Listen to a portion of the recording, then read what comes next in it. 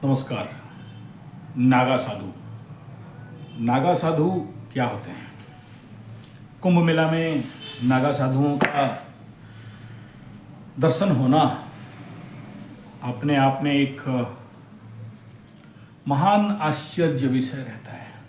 मेरे ज़िंदगी में मैं किस्मत था या भाग्य था, ऐसे समझिए, महानतम नागा साधु के साथ सत्संग करने का मौका, इनके साथ रहने का मौका मुझे मिला, क्योंकि उनका गोरक्षा का 56 गौशाला उनका था। तो मैं गो कथा करता हूँ, प्रवचन वगैरह करता हूँ, तो उनके साथ सत्संग मिल गया। फारसाधारी नागा बाबा अभी शरीर में नहीं है, कुछ 2-4 साल पहले ही गुजरे हैं। और ये बहुत पहुँचे हुए साधु जी थे, महाराज थे। कृष्ण गौशाला ऐसा चलाते थे, वृंदावन की तरफ उनका बहुत बड़ा गौशाला रहा। ट्रक का ट्रक फरसा दे के रात को नंगा होके नंग धड़ंग फरसा लेके खड़े हो जाते थे और सभी गायों को लाके, और जितने सारे धनाढ़ लोग थे उन तक फरसा लेके पहुंच जाते थे। फरसाधारी बाबा ज़्यादा ऊंचा नहीं था, पेट थोड़ा बाहर निकला हुआ था। और जब भी उनके पास बड़े बड़े सेठ जी लोग आते हैं दर्शन करने के लिए, या उनका भक्त लोग आते हैं, तो कपड़ा मादर फादर लेके धूम गाली देते थे। और उनका जनरल बुलावा था डकायत। कितना डकायती किया, डाकू नेता, एमएलए, एमपी, सांसद लोग आते थे तो उनको भी चमकाते थे। मैं उनका सेवा में रहा, एक बार 5 बार रहा, 5 दिन रहा, एक बार 3 दिन रहा। और बाकी टाइम में ऐसे ही जब भी हम लोगों का कार्यक्रम होता है या कहीं कथा होता है तो महाराज पहुंच जाते हैं। बड़े प्यार करते थे हमको। तो उन्हीं से मुझे नागा संप्रदाय, नागा साधु और नागा जो लिनिएज है या नागा जो साधना मार्ग है उसके बारे में ज़्यादातर पता चला। जनरली बहुत सारे लोगों का ऐसा सोच है कि कहीं हिमालय में रहते हैं और कुंभ के समय आ जाते हैं। ठीक बात है, ये आप लोगों का आस्था है, लेकिन जनरली जैसे मैं ये एग्जांपल दिया, हमारे कृष्णानंद जी जो उनका कृष्ण गौशाला में जो स्वामी ये नागा स्वामी जी महाराज रहते थे, ज़िंदगी में शादी नहीं की, और उनके लिंग के ऊपर एक चांदी का या लोहा का एक ठो सिंकड़ी ऐसे आगे टान के बांध दिया जाए, मतलब लगाए रहते थे। वो एकदम फिक्स था। तो लोहार के पास जाके या सुनार के पास उसको पूरा लॉक कर दिया था। और बोलते थे उनका जवानी के टाइम में इसी में वो गाड़ी खींच लेते थे, इसी में पत्थर उठा लेते थे। चलिए, बाबा नागा लोगों का जैसे उनका डेमोस्ट्रेशन रहता है, ऐसे कुछ करते थे। फारसा चलाने में इतना मास्टर कि जब फारसा चलाते थे तो फारसा ही दिखाई नहीं देगा, मतलब इतना स्पीड उनका था। तो उनसे जो भी मेरा सत्संग हुआ है और जो उनको देखा हूँ बहुत पास से, इतना दिन किसी नागा साधु कोई जगह में सत्संग दे तो ये तो हम लोगों का ही पुण्य फल होगा। तभी जाके ऐसे साधु संत के साथ फिर गो भगत। और उनका एक ही था कि कृष्ण भगवान को धूम गाली दे, एकदम मादर फादर लेके गाली देंगे। मतलब उनको माइक दे दिया जाए भाषण देने के लिए, तो माइक पकड़ा तो शुरू कृष्ण को गाली, सब तेरी वजह से गाय कट रहे हैं और तुम्हारा चक्कर है। और एकदम यहाँ वीडियो है इसलिए मैं वो गाली नहीं दे पा रहा हूँ, लेकिन ऐसा गाली, मतलब सोचिए, बहुत बड़ा मेरा प्रवचन चलता होगा या कथा चलता होगा या कहीं पर कॉन्फ्रेंस होता रहेगा और माइक में गाली सुनाई दिया तो समझ लेना कि अब नागा बाबा बोलना चालू कर दिए हैं। और एकदम गर्मा गर्म आँख लाल, शरीर तेज और क्रोध। कृष्ण भगवान तो उन्हीं का मैंने बहुत प्यार करते हैं, लाला रोते भी हैं और गाली भी देते हैं। कृष्ण भक्त उनका, चलो उनका भक्ति था। तो ये कोई हिमालय से नहीं, यहीं जंगल, झाड़, पहाड़, पर्वत, अकेले स्थान, ऐसे जगह जहाँ जनरल आदमी नहीं पहुँच पाए, ऐसा काम जो साधारण आदमी नहीं कर पाए, बहुत मेहनती।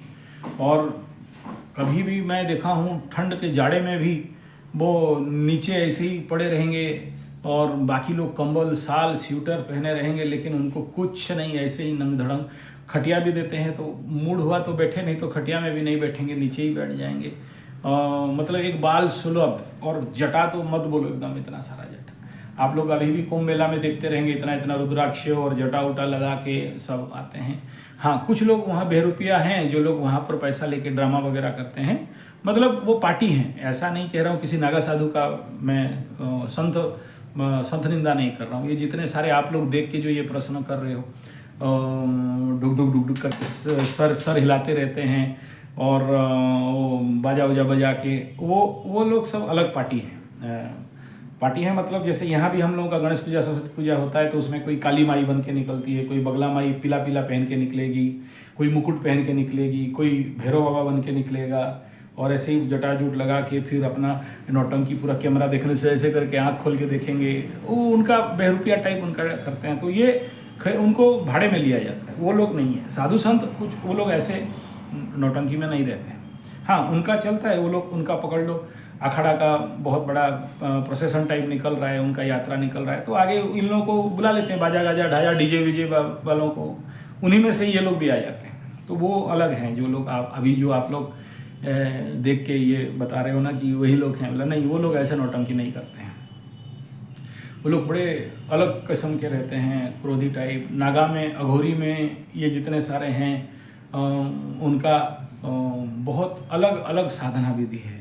कुछ तो जो मिले वो खा लें, वो उनका और ज़्यादा कठिन। एक देखो, नागा साधु, अघोरी साधु, ये जितने भी अखाड़े हैं या पंथ हैं, इनका अपना अपना गुरु प्रदत्त मार्ग है सब, ठीक है।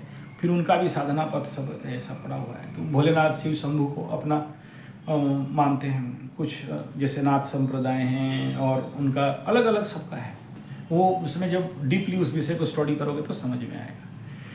यहाँ नागा साधु कोई ऐसे स्वर्ग से नहीं गिरते हैं या कोई हिमालय से नहीं, यहीं आसपास ही रहते, मतलब पहाड़ गिरी कंदर में रहते हैं और फिर प्रकट होते हैं, कुंभ में स्नान करते हैं, फिर अपने स्थान में चले जाते हैं।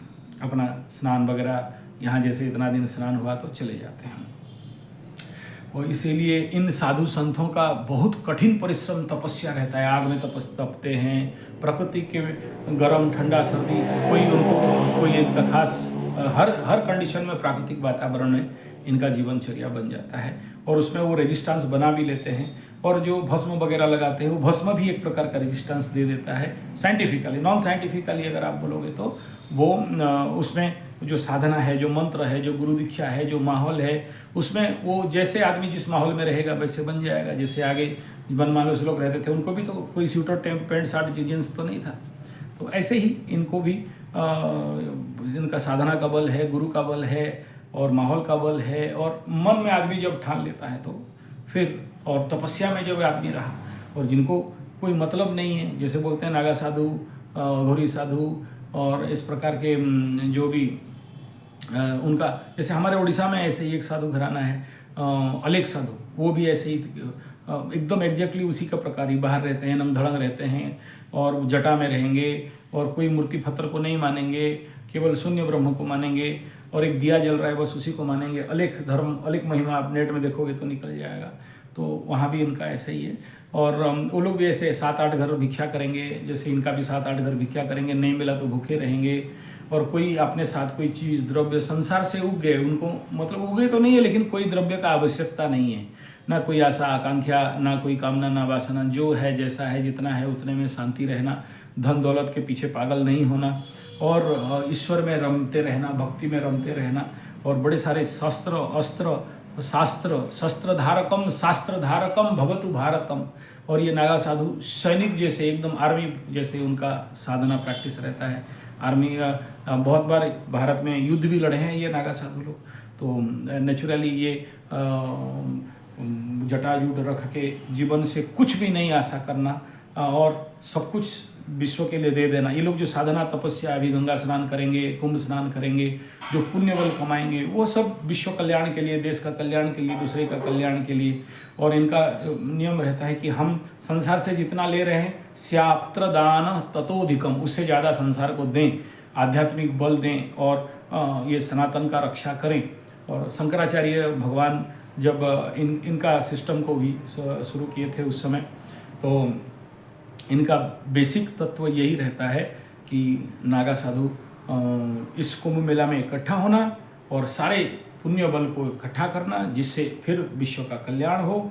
और यहाँ पर आके बहुत लोगों का प्रॉब्लम भी सॉल्व करते हैं। मेरे पास ऐसे बहुत से एग्जाम्पल हैं, जो लोग जिनका बच्चा उच्चा नहीं हो रहा था, कुंभ मेला में गए और कोई संत से टकराए और वो आशीर्वाद दे दिया, थोड़ा सा भस्म दे दिया और उनके घर में पुत्र हो गया।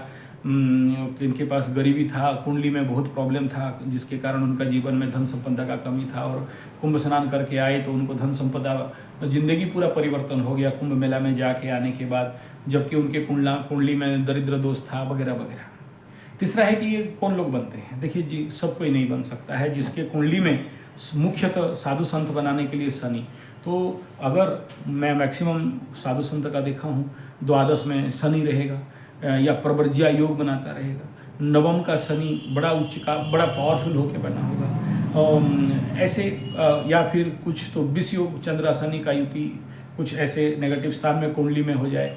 और ऐसा नहीं कि केवल शनि बाबा संत बनाता है, बहुत से लोगों को मैं देखा हूँ मंगल का पूरा दशा साधु संत बने, गुरु बृहस्पति के दशा आया तो साधु संतता छोड़ दिया। हमारे रोलकला में भी बड़े बड़े साधु लोग शादी मतलब छोड़, नागा लोग ऐसा नहीं किए हैं, बाकी सन्यासी लिनिएज में बता रहा हूँ।